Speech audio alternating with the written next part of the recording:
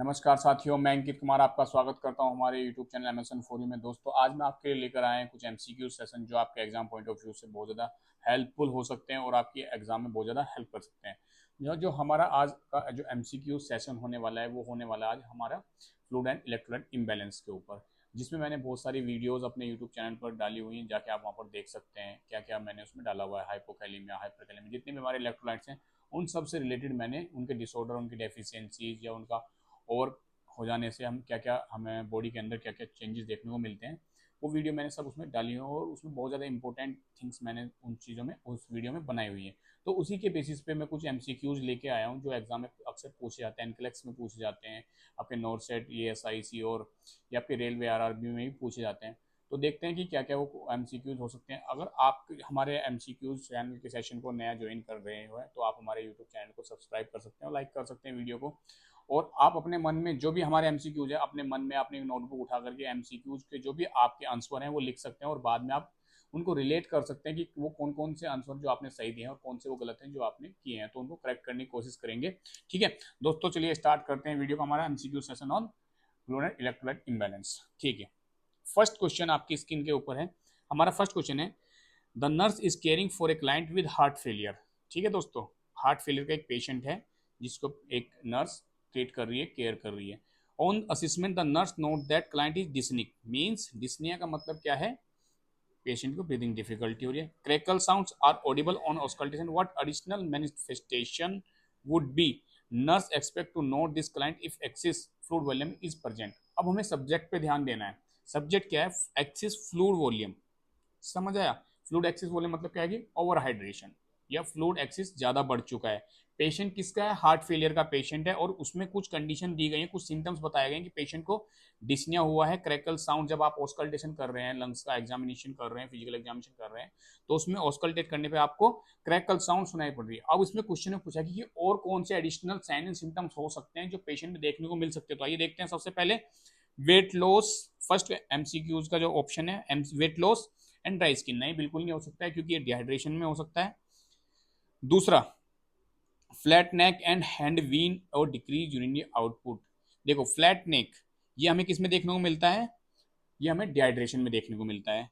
And increase in blood pressure and increase respiration, ये भी हो सकता है। देखते हैं next question, weakness, decrease central Venus pressure, ये भी डिहाइड्रेशन में देखने को मिलता है। तो दोस्तों, जो इसका हमारा जो आंसर है, आपने अपने अपनी स्क्रीन में लिख लिया होगा, अपने डिस्प्ले में सोच लिया होगा या आपने अपनी नोटबुक में लिख लिया होगा। तो इसका जो एमसीक्यूज का जो ऑप्शन होने वाला है वो है and increase in blood pressure and increase respiration. ठीक है, इसका एमसीक्यूज। दूसरा, अगर इसके हम रैशनल की बात करें दोस्तों, तो रैशनल का सबसे पहले होता है इसका इसका रैशनल आएगा ओवरफ्लूड। ओवरफ्लूड का मतलब होता है कि बॉडी के अंदर ज्यादा अमाउंट बढ़ गया है, बॉडी के अंदर ज्यादा अमाउंट बढ़ गया है फ्लूइड का, जिसकी वजह से हमारे जो डिफरेंट डिफरेंट चेंजेस हैं, फिजियोलॉजिकल चेंजेस हैं, सिम्टम्स हैं, वो देखने को मिल रहे हैं। तो उसमें सबसे पहले weight loss and dry skin. ये बेसिकली जब आपकी बॉडी से डिहाइड्रेशन होता है, मीन्स क्या, फ्लूइड का लॉस होता है, तो हमारी स्किन कैसी हो जाती है, वहां पर डिहाइड्रेट होती है, तो ड्राई स्किन देखने को मिलती है। दूसरा, वेट लॉस, जब आपकी बॉडी से कोई भी फ्लूइड का लॉस होता है तो आपकी बॉडी का जो वेट है वो डिक्रीज होता चला जाता है। Flat neck and veins, hand veins, इसमें ये भी हमारा एक सिम्टम्स है जो हमें ओवर हाइड्रेशन में देखने को नहीं मिलता है। ये किसमें देखने को मिलता है, डिहाइड्रेशन में देखने को। और नेक्स्ट हम बात करें एंड इंक्रीज ब्लड प्रेशर। जब भी आपकी बॉडी में ओवर हाइड्रेशन होगा या पेशेंट को क्या होगा, डिहाइड्रेशन होगा, तो हमारा ब्लड प्रेशर क्या होगा, एलिवेट होता है या डिक्रीज होता है। तो इसमें हम बोल रहे हैं कि इंक्रीज ब्लड प्रेशर। जी बिल्कुल, अगर आपकी बॉडी के अंदर ओवर कंजप्शन हो रहा है या फिर आपकी बॉडी के अंदर फ्लूइड एक्सेस हो रहा है तो हमारा ब्लड प्रेशर बढ़ता है। नेक्स्ट हम बात करते हैं weakness, decrease central Venus. Weakness तो अगर आपकी बॉडी से ही कोई फ्लूइड का लॉस हो रहा है, जैसे मान लो कि आपकी बॉडी से फ्लूइड का हाइपोवोलेमिया हो गया, मतलब हाइपोवोलेमिया डिहाइड्रेशन हो गया, किस तरीके से पेशेंट को डायरिया हो गया है या पेशेंट को वॉमिटिंग हो गई है या पेशेंट का कोई आरटीए होने की वजह से फ्लूइड जो ब्लड है उसका लॉस हो गया, जिसको हम बोलते हैं हेमरेजिक शॉक। नेक्स्ट हम बात करते हैं, नेक्स्ट क्वेश्चन आपकी स्क्रीन पर देखते हैं। The nurse review a client record and determine that client eight risk for developing potassium deficit if which situation is documented. अब देखिए, इसमें आपको सब्जेक्ट पे ध्यान देना है कि रिस्क है पेशेंट को किसका, हाइपोकैलीमिया का। सबसे पहले तो आपको पता होना चाहिए कि नॉर्मल वैल्यू क्या होती है। पोटेशियम की नॉर्मल वैल्यू क्या होती है दोस्तों, पोटेशियम की नॉर्मल वैल्यू होती है 3.5 to 5.5 5.0 milli equivalent per litre. ठीक है, अब हम उसको कब बोलेंगे हाइपोकैलिमिया? 3.5 से जब डाउन चला जाएगा, 3.5 से जो लेवल है वो डाउन चला जाएगा मिली इक्विवेलेंट पर लीटर। देखें, सबसे पहला एमसीक्यूज क्या है? Sustain tissue damage, fluid shifting हो रही है, इंट्रासेलुलर फ्लूइड शिफ्टिंग हो रही है। अब आप सभी को पता है कि पोटेशियम कैसा कैटायन है हमारा, ये इंट्रासेलुलर कैटायन है। तो इसमें क्या हो रहा है कि जब पेशेंट का फ्लूइड शिफ्टिंग होगी इंट्रासेलुलर से फ्लूइड एक्स्ट्रा सेलुलर में जाएगा तो क्या होगा? हाइपरकैलिमिया। तो ये बिल्कुल नहीं हो सकता है। नेक्स्ट है रिक्वायर नेजोगैस्ट्रिक ट्यूब सक्शनिंग, हो सकता है अगर बॉडी में हमारा क्या है, हमारी बॉडी के जो जीआई कंटेंट होता है उसके अंदर हमारा जो पोटेशियम का लेवल हो 10% अवेलेबल रहता है। अगर आप प्रोलॉन्ग समय तक क्या करते हैं, नेजोगैस्ट्रिक सक्शनिंग करते हैं तो उसमें लॉस हो सकता है। तो देखते हैं नेक्स्ट क्वेश्चन, ये तो करेक्ट है हमारा। Has a history of Addison disease. Addison disease क्या है? Insufficiency of aldosterone hormone.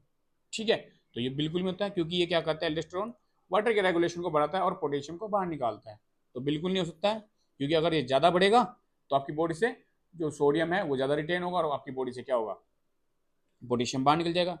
Hyper uricaemia, hyper uricaemia एक कंडीशन होती है जबकि आपकी ब्लड सीरम के अंदर यूरिक एसिड का अमाउंट नॉर्मल अमाउंट से ज्यादा रहता है।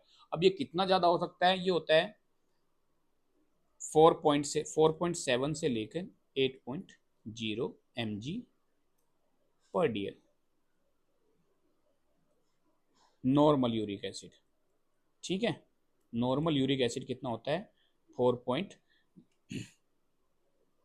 4.7 से 8.0, ये वैल्यू होती है आपकी मेल में। वहीं अगर हम बात करें फीमेल्स की, तो फीमेल्स की वैल्यू होती है दोस्तों 2.7 से लेके 7.3 mg पर dl। अगर अमाउंट इससे जाता है तो इससे ज़्यादा जाता है तो इसको हम बोल सकते हैं हाइपर यूरिसीमिया। यहीं पर क्या लिखा है इन्होंने? 9.4 mg पर dl। तो ये बिल्कुल नहीं हो सकता है। ठीक है, ये जो सिम्टम्स हैं ये हमें देखने को मिलते हैं, ये चेंजेस हमें देखने को मिलते हैं हाइपर कैलीमिया के अंदर। Sustain tissue damage, has history of Addison disease और यूरिक एसिड का अगर अमाउंट बढ़ रहा है तो हमें किसमें देखने को मिलेंगे? Hyper kalaemia. तो इसका जो करेक्ट आंसर है दोस्तों वो होता है रिक्वायर नेजोगैस्ट्रिक सक्शनिंग। ठीक है, अब नेक्स्ट क्वेश्चन की बात करते हैं। नेक्स्ट क्वेश्चन है हमारा, the nurse reviews a client electrolyte laboratory report and notes that potassium level is 2.5 milli equivalent per litre. Which pattern should be the nurse watch for an ECG changes? As a result of laboratory value, select the all apply.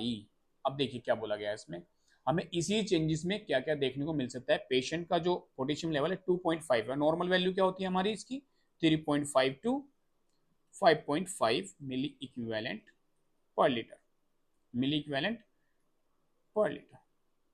ठीक है, और यहाँ पर है 2.5, तो means क्या है ये कंडीशन?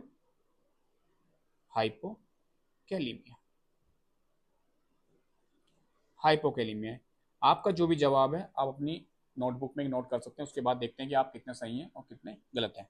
चलो देखते हैं।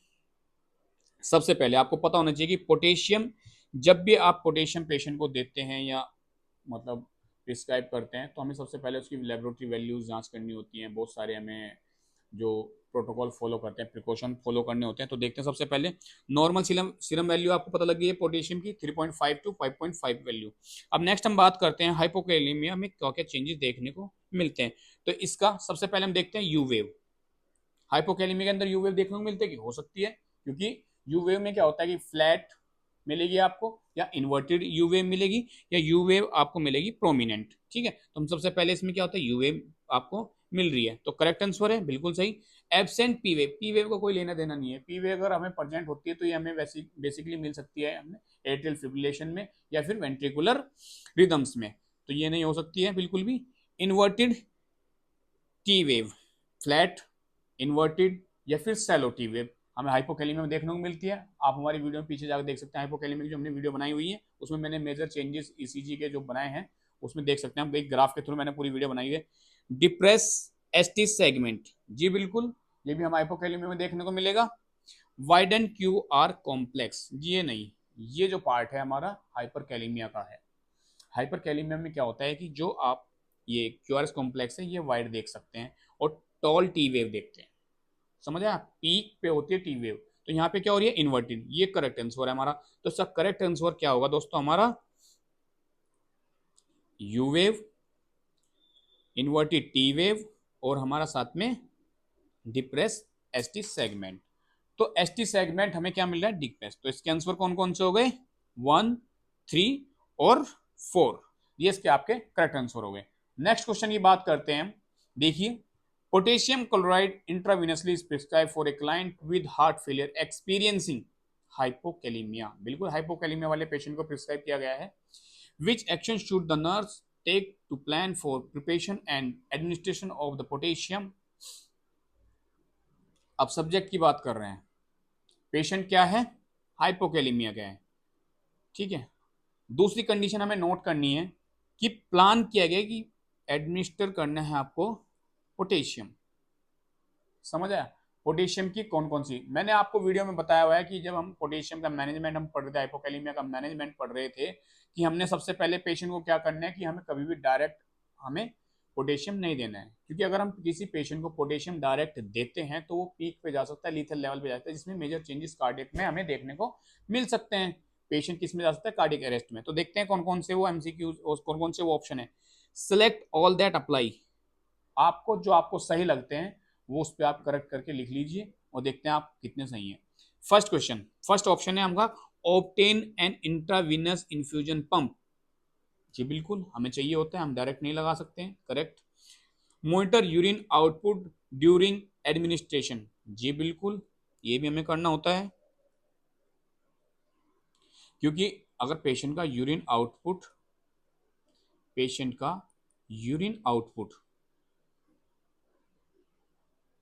अगर 30 ml पर आवर से नीचे जा रहा है तो हमें अपने हेल्थ केयर प्रोवाइडर को इन्फॉर्म करना है, मींस डॉक्टर को इन्फॉर्म करना है। आपको अपने लेवल पे कोई भी मैनेजमेंट नहीं करना है, यहाँ पे आप गलत हो जाओगे, ये एमसीक्यूज आपका गलत हो जाएगा, ठीक है। दूसरा है prepare the medication for bolus administration, बिल्कुल नहीं, हमें स्टैट में तो देना ही नहीं है, बोलस में नहीं देना है, ठीक है। मैंने आपको बताया कि कभी भी हम पोटेशियम को डायरेक्ट नहीं देते हैं, बोलस नहीं देते हैं, क्योंकि वो एकदम से क्या करता है, पोटेशियम के लेवल को हाई लेवल पर लेके जा सकता है, तो ये गलत जवाब। Monitor the IV site for sign of infiltration और फेलेबाइटिस, जी बिल्कुल, ये क्या करते हैं, जिस साइड से आप आईवी लगा, जिस साइड पे आप आईवी इन्फ्यूज कर रहे हैं पोटेशियम को, वहां पर फ्लेबाइटिस मींस वीन में इन्फ्लेमेशन कर सकता है, बिल्कुल ये करेक्ट जवाब है आपका। तो हमें 3 जवाब मिल गई हैं। Fourth, ensure that the medication is diluted in the appropriate volume of fluid, जी बिल्कुल, आपको डाइल्यूट करना होता है। मैंने आपको बताया था कि 1 मिली इक्विवेलेंट ओवर 10 ml सॉल्यूशन, समझ आया, हमें 1 मिली इक्विवेलेंट सॉल्यूशन डाइल्यूट करना है 10 ml सॉल्यूशन के अंदर, समझ आया। Next, ensure that the bag is labeled so that it read the volume of potassium in the solution, ये भी करेक्ट जवाब है हमारा। अब देखिए, आपको ये इंश्योर करना है, ये मेक श्योर करना है कि आपको कि जो आप फ्लूइड लगाने जा रहे हैं वो अच्छे से लेबल्ड है या नहीं है। अगर लेबल्ड है तो उसके अंदर कितनी क्वांटिटी है और कितनी क्वालिटी के अंदर उसमें पोटेशियम का अमाउंट है। बेसिकली जो इसकी वायल्स आती हैं 20 मिली इक्विवेलेंट पर लीटर के हिसाब से इसका जो आता है, जिसका एम्प्यूल्स आता है, तो उसको हमें डाइल्यूट करना होता है और इन्फ्यूजन के थ्रू हमें पेशेंट को देना होता है, और कंटिन्यू हमें कार्डियक मॉनिटर के ऑब्जर्वेशन में रहना होता है कि हमें कंडीशन की पेशेंट को क्लोजली मॉनिटर करना है कि उसमें कार्डियक जो चेंजेस आ रहे हैं उसको कंटिन्यू हम नोट करते हैं और मेंशन करते हैं। अगर आपको इस बीच कोई भी मेजर चेंजेस देखने को मिलते हैं, कोई इजी चेंजेस देखने को, तो आपको अपने हेल्थ केयर प्रोवाइडर या फिर डॉक्टर को तुरंत इन्फॉर्म करना है, ना कि आप कोई फर्दर इन्वेस्टिगेशन करें, फर्दर कोई मैनेजमेंट करें, उससे पेशेंट की कंडीशन और ज़्यादा क्रिटिकल हो सकती है। तो ये इसके हमारे जवाब मिल गए हमें, कौन कौन से, फर्स्ट, सेकंड, 4, 5 और 6। इसमें जो गलत जवाब है वो क्या है, prepare the medication for bolus administration, इसको हमें पेशेंट को नहीं करना होता है। नेक्स्ट हम बात करते हैं फिफ्थ क्वेश्चन की, the nurse is assessing a client with a lactose intolerance disorder for a suspected diagnose of hypocalcaemia. Subject आपको मिल गया है, which clinical manifestation would the nurse expect to note in the client, समझ आया। इसमें पूछा गया कि वो हाइपोकैल्सीमिया में कौन सा सिम्टम्स है जो हमें देखने को मिल सकता है वो ऑप्शन में हमें ढूंढना है। तो फर्स्ट देख लेते हैं, ट्विचिंग हाइपोकैल्सीमिया में देखने को मिलता है, देखते हैं चलो मिलता है कि नहीं। Next, hypoactive bowel sound, नहीं नहीं नहीं, ये तो नहीं मिलेगा। हाइपो बावल जो साउंड्स है, हाइपो एक्टिव बावल साउंड है, ये हमें किसमें देखने को मिलती है, हाइपर कैल्सीमिया में, हाइपर कैल्सीमिया में। नेक्स्ट हमें देखने को मिलता है निगेटिव टॉर्चू साइन, नहीं नहीं नहीं, ये भी हमें किसमें देखने को मिलेगा, ये हमें देखने को मिलेगा हाइपर कैल्सीमिया में। और इसमें हमें क्या देखने को मिलेगा, इसमें हमें देखने को मिलेगा पॉजिटिव। ठीक है, पॉजिटिव टॉर्सो साइन आएगा। टॉर्सो साइन क्या होता है, मैंने बहुत अच्छी वीडियो बनाई है टॉर्सो साइन पे, आप हाइपोकैल्सीमिया की जो वीडियो पे क्लिक करेंगे तो आपको वहां पे एक इमेज के थ्रू मैंने प्रॉपर बताया है। टॉर्सो साइन क्या होता है, जब आप किसी पेशेंट को, जिस पेशेंट को हाइपोकैल्सीमिया की शिकायत है और उस पेशेंट को आप बीपी कप बांधते हैं, तो उसका क्या होता है कि जो कार्पल्स होते हैं वो स्पाज्म हो जाते हैं, जो रिस्ट होती है वो बैंड हो जाती है, जिसकी वजह से पेशेंट को क्रैम्प आते हैं या फिर पेशेंट को पेन होता है। तो आप देख सकते हैं वहां पर वीडियो, मैं आई बटन पे डाल दूंगा हाइपोकैल्सीमिया की वीडियो, देख लेना। Hypo active deep tendon reflex, नहीं नहीं, ये भी किसमें देखने को मिलेगा हमें, हाइपर कैल्सीमिया में। इसमें हमें क्या देखने को मिलता है, hyper active, hyper active deep tendon reflex. तो हमारा करेक्ट जवाब क्या है, ट्विचिंग। ठीक है, ट्विचिंग हमें किसमें देखने को मिलता है, ये हमें हाइपोकैल्सीमिया में देखने को मिलता है। अगर हम नॉर्मल लेवल की बात करें, कैल्शियम के नॉर्मल लेवल कितना होता है दोस्तों, ये आपके लिए असाइनमेंट है, 8.5 से 10 mg या sorry 9 mg per day.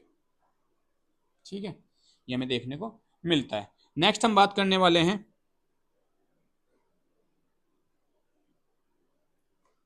6 number के क्वेश्चन की।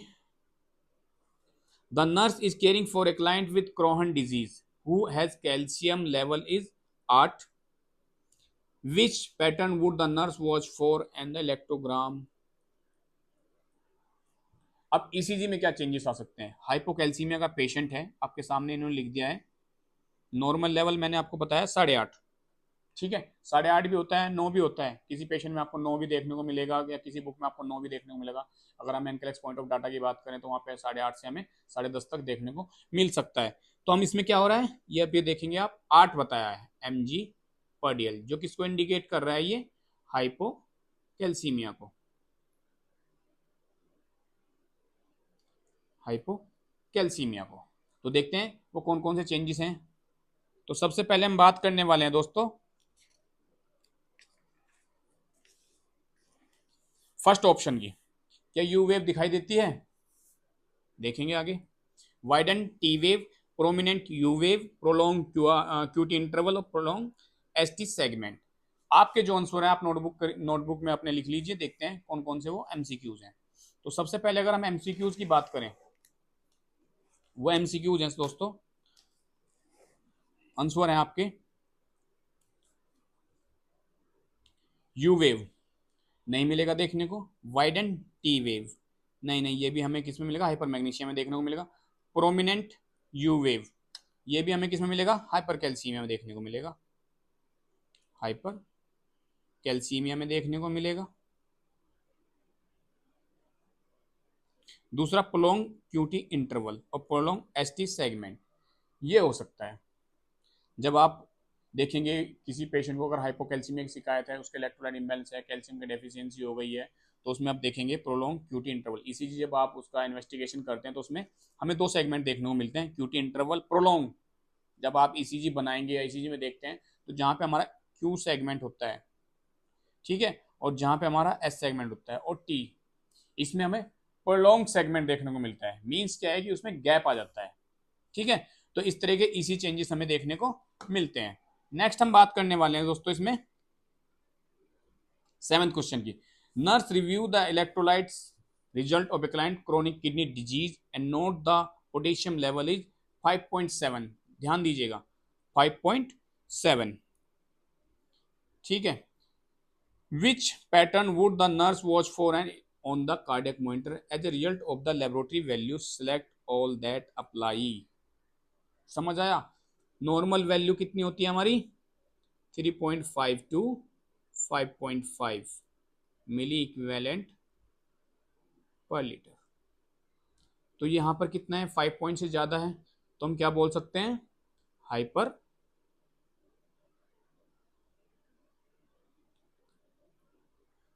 हाइपरकैलेमिया। ठीक है, अब हाइपरकैलेमिया में क्या क्या देखने को हमें मिल सकता है, तो देखते हैं। ST depression, prominent U wave, tall peak T wave. ठीक है, दूसरा prolong ST segment, widen QRS complex. तो सबसे पहले हम देख रहे हैं दोस्तों एसटी डिप्रेशन, क्या मिलेगा देखने को, नहीं मिलेगा। दूसरा प्रोमिनेंट यू वेव, क्या हो सकता है, बिल्कुल नहीं, क्योंकि हमें हाइपोकैलेमिया में देखने को मिल गया। टॉल पीक टी वेव मिल सकता है, करेक्ट कर लेते हैं। प्रोलॉन्ग एसटी सेगमेंट, ये हमें अभी हाइपोकैल्सीमिया में देखने को मिला है।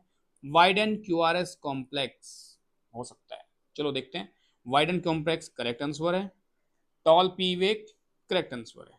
बाकी जो आपको एसटी डिप्रेशन ये सब किस में देखने को मिलता है, हाइपोकैल्सीमिया में देखने को मिल सकता है, हाइपोकैलेमिया में देखने को मिल सकता है।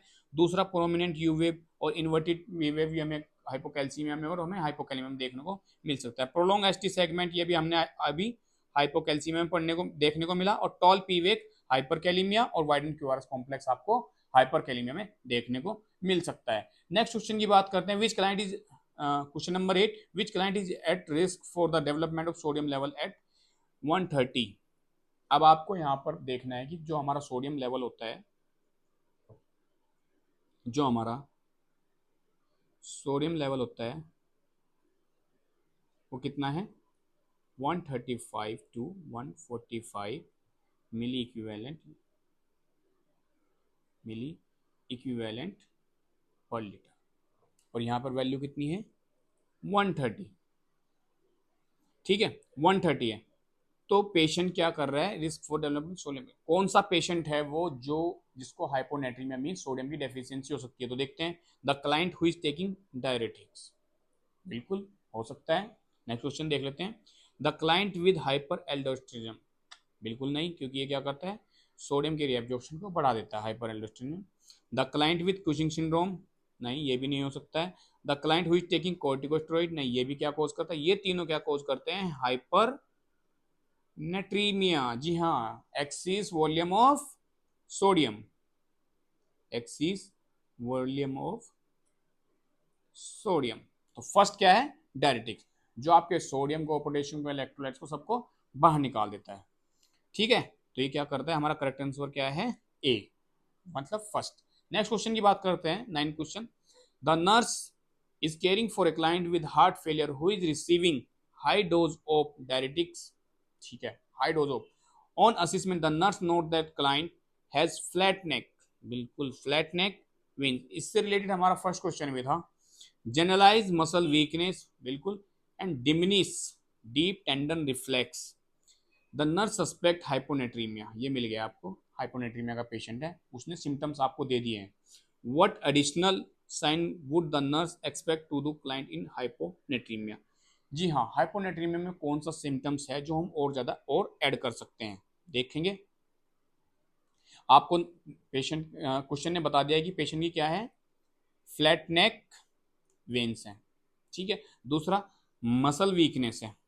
थर्ड क्वेश्चन की बात करें, डिमिनिश डीप टेंडन रिफ्लेक्स, मतलब क्या है, डीप टेंडन रिफ्लेक्स क्या है, एब्सेंट है। तो देखते हैं सबसे पहले, जी हाँ, मसल ट्विच नहीं, डिक्रीज यूरिनरी आउटपुट नहीं, क्या है, हाइपर एक्टिव बबल साउंड, ये हो सकता है। Increase specific gravity of the urine. अब सोचिए आपको कौन सा जवाब सही लग रहा है, बताइए हमें भी कमेंट करके। Increase specific gravity of the urine, ये तो हमें उसमें देखने को मिलेगा हाइपर नेट्रीमिया में, हाइपर नेट्रीमिया में।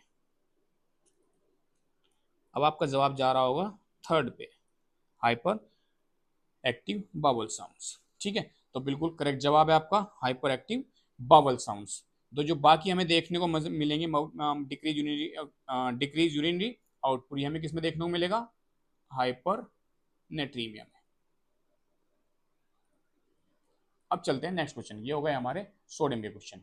नेक्स्ट हम बात करते हैं, the nurse client laboratory report that the client serum phosphorus, means phosphor का लेवल क्या है, 1.8 mg per dl, 0.58 mmol per litre. Which condition most likely cause this serum phosphorus level, कौन सी वो कंडीशन है जो सीरम फॉस्फोरस लेवल को affect कर सकती है। देखो नॉर्मल लेवल कितना होता है फॉस्फोरस का, नॉर्मल वो होता है 3.0 टू 4.5 mg पर डे। ये आपको पता है, अगर आप हमारे चैनल से जुड़े हुए हैं, हमारी फैमिली से जुड़े हुए हैं, तो आपने हमारी वीडियो जरूर देखी होगी फॉस्फोरस की। तो उसमें हमने देखा है कि 3.0 से लेके 4.5 नॉर्मल वैल्यू होती है हमारी। अब देखते हैं कौन कौन सी वो कंडीशन। रीनल इनसफिशियंसी, नहीं बिल्कुल नहीं हो सकता है। ये क्या करता है, ये सब कोएटिव फैक्टर है हाइपर फॉस्फेटीमिया के। हाइपोपैराथायरॉयडिज्म, नहीं ये भी नहीं हो सकता। ट्यूमर लाइसिस सिंड्रोम, नहीं नहीं ये नहीं हो सकते, क्योंकि ये क्या करते हैं आपके फॉस्फोरस लेवल को इंक्रीज करते हैं। ठीक है, ट्यूमर लाइसिस सिंड्रोम क्या होता है, ये क्या होता है, इसमें मैंने वीडियो बनाऊंगा मैं बहुत अच्छी। इसका जो ट्यूमर लाइसिस सिंड्रोम है, ये कॉम्प्लिकेशन होता है आपके किसी भी कैंसर का ट्रीटमेंट का या किसी ट्यूमर के ट्रीटमेंट का, जब आप कीमोथेरेपीज ले रहे होते हैं या रेडिएशन थेरेपी चल रही होती है। तो ये क्या करते हैं, जो लार्ज साइज के ट्यूमर्स होते हैं या कैंसर्स होते हैं, जब ये डेड होती है, इनकी सेल जो डेड होती है, ये अपने कुछ कंटेंट या कुछ अपना अमाउंट ब्लड सीरम के अंदर छोड़ देते हैं, जिसकी वजह से हमारी बॉडी के अंदर डिफरेंट डिफरेंट फिजियोलॉजिकल चेंजेस देखने को मिलते हैं। तो उसको हम ट्यूमर लाइसिस सिंड्रोम बोलते हैं। मतलब क्या है कि एक मेटाबॉलिक कंडीशन है, मेटाबॉलिक डिसऑर्डर है। जब हम किसी सेल का डिस्ट्रक्शन कराते हैं तो उसमें कुछ कंटेंट हमारा ब्लड सीरम के अंदर चला जाता है, जिसकी वजह से हम अलग और ज्यादा सिम्टम्स देखने को मिल सकते हैं। तो क्या है, माल न्यूट्रिशन। इसका जो फर्स्ट ऑप्शन है वो क्या है, माल न्यूट्रिशन, जो आपका करेक्ट जवाब है माल न्यूट्रिशन। माल न्यूट्रिशन का मतलब क्या है कि एब्जॉर्प्शन नहीं हो पा रहा है, या तो फास्फोरस का एब्जॉर्प्शन नहीं हो पा रहा है, या फिर जो उसकी जो डाइट है उसके अंदर फास्फोरस नहीं प्रेजेंट है। न्यूट्रिशन रिच डाइट जो होती है हमारे, फास्फोरस अवेलेबल होता है या नहीं है, अगर वो पेशेंट को नहीं मिल रही है तो हो सकता है पेशेंट को हाइपोफॉस्फेटीमिया हो जाए। नेक्स्ट हम बात कर रहे हैं 11th क्वेश्चन की। The nurse is reading A primary health care provider PSC progress note in the client recording and read that the PSC documented insensible fluid loss of approximately 800 ml। Subject यही है हमारा। The nurse makes एक notation, notice कर लिया है उसने, insensible fluid loss occur through which type of excretion. Insensible loss मतलब जिसमें पेशेंट को अवेयरनेस नहीं है कि हमारी बॉडी से कितना फ्लूइड लॉस हो रहा है। देखो यूरिन डी आउटपुट, पेशेंट को पता रहता है कि मेरा फ्लूइड लॉस हो रहा है, मैक्सिमम कितना होता है 1500 ml। हम पर डे 1500 ml यूरिन के थ्रू फ्लूइड लॉस करते हैं। वुंड ड्रेनेज, पेशेंट को पता होता है कि मेरी वुंड से क्या निकल रहा है, ब्लड निकल रहा है, वाटर निकल रहा है, पस निकल रही है तो फ्लूइड ही ना। नेक्स्ट इंटेगुमेंट्री आउटपुट, इसमें पेशेंट को पता होता है कि नहीं, वो तो देखेंगे बाद में। द गैस्ट्रोइंटेस्टाइनल ट्रैक्ट, अब जीआई ट्रैक्ट के थ्रू भी हमारा कुछ फ्लूइड लॉस होता है जो हमारा स्टूल के साथ बाहर निकल जाता है। अब देखो जीआई के थ्रू हमारा होता है 100 ml फ्लूइड लॉस, ठीक है। इंटेगुमेंट्री आउटपुट के होता है हमारा 600 से 800, 600 से 800, जिसको हम बोलते हैं इनसेंसिबल लॉस। इनसेंसिबल का मतलब क्या है कि पेशेंट अवेयर नहीं है कि फ्लूइड लॉस, जैसे स्वेटिंग के थ्रू, डायफोरेसिस के थ्रू पेशेंट का फ्लूइड लॉस होता है, और हमारा रेस्पिरेशन के थ्रू भी फ्लूइड लॉस होता है। तो ठीक है, तो इसका करेक्ट जवाब क्या है, इसका करेक्ट जवाब है दोस्तों हमारा इंटेगुमेंट्री आउटपुट, स्किन के थ्रू निकल रहा है। नेक्स्ट हम बात करते हैं, the nurse is assigned to care for a group of client on review of the client medical record. The nurse determined that which client is most likely risk for a fluid volume deficit. वो कौन सा risk factor है जिसमें patient को fluid volume deficit या fluid volume की deficiency हो सकती है। देखते हैं। एक क्लाइंट, फर्स्ट ऑप्शन आपका, एक क्लाइंट विद एन इलियोस्टमी, देखते रहिए अपने जो आपके जवाब है अपनी कॉपी में लिखते रहिए। एक क्लाइंट विद हार्ट फेलियर, एक client on long term corticosteroid therapy, एक client receiving frequent wound irrigation. चलो बताइए आप, जिन पेशेंट की इलियोस्टमी हुई है, इलियोस्टमी ओपनिंग हुई है, स्मॉल इंटेस्टाइन की ओपनिंग हुई है, क्या उन पेशेंट को फ्लूइड वॉल्यूम डेफिसिट हो सकता है? बिल्कुल हो सकता है, क्योंकि इनका जितना भी फ्लूइड वॉल्यूम होता है, क्या होता है कि वो हम ओरली नहीं दे सकते हैं, या तो पेशेंट को डायरेक्टली हम एक पाउच लगा देते हैं, न्यूट्रिशन वैल्यू वहां से हम प्रोवाइड कर सकते हैं। दूसरा, पेशेंट को उसमें लिमिटेड अमाउंट में दिया जाता है। थर्ड, एक क्लाइंट विद हार्ट फेलियर, ये तो भाई एक्सिस फ्लूइड वॉल्यूम कर सकता है। दूसरा, एक क्लाइंट लॉन्ग टर्म कॉर्टिकोस्टेरॉइड, नहीं नहीं ये भी नहीं, जो कॉर्टिकोस्टेरॉइड्स होते हैं वो क्या करते हैं आपकी बॉडी के अंदर वाटर का रिटेंशन करते हैं। एक क्लाइंट रिसीविंग फ्रीक्वेंट वुंडिंग, अगर बार बार किसी वुंड को आप ड्रेन कर रहे हैं तो उसमें क्या होता है कि जो हमारे जो टिश्यू होते हैं वो वाटर को एब्जॉर्ब करते हैं, तो ये तो नहीं होने वाले, ये सब क्या है, गलत जवाब है। जो इसका करेक्ट जवाब है वो क्या है, a client with an ileostomy, इन पेशेंट को क्या हो सकता है, फ्लूइड वॉल्यूम डेफिशिएट। 13 क्वेश्चन की बात करते हैं। The nurse caring for a client who has been receiving IV diuretics suspect that client is experiencing fluid volume deficit. Which assessment finding would the nurse note in the client condition? जी हाँ, अब patient किस में चल रहा है, आपका diuretics आपने patient को दिए हैं, ठीक है।